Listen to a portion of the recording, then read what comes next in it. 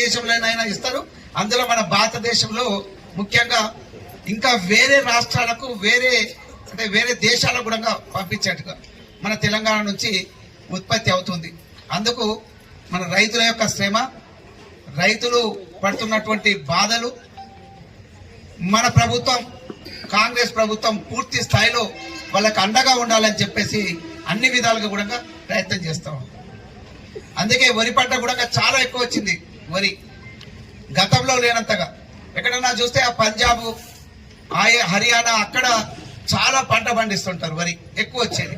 ఎప్పుడు చెప్తుండే వాళ్ళు హైయెస్ట్ దిగుబడి ఉన్నది అని చెప్పేసి. కానీ ఇప్పుడు మన తెలంగాణ రాష్ట్రంలో కూడా బాగా బ్రహ్మాండంగా పంట పండిస్తున్నారు.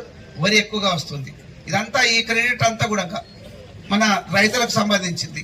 రైతులు కష్టపడుతున్నారు కాబట్టి ఈ విధంగా చేస్తున్నారు. అంటే ఈ రైతులు ఏవైనా చేయొచ్చు. ఈ మిషన్స్ మస్తుగా ఉన్నాయి, కానీ తిండి కావాలి కదా. తిండి తింటేనే ఈ మిషన్ తయారవుతుంది. సరే, అనుకూలంగా ఉంది. రైతులకు ఈ యంత్రాలు, అధునాతన యంత్రాలను అన్ని ఇస్తుండ్రు, పని చేయించడానికి మంచిదే. కానీ తిండి పెట్టేటోడు కావాలి ఏదైనా కూడా.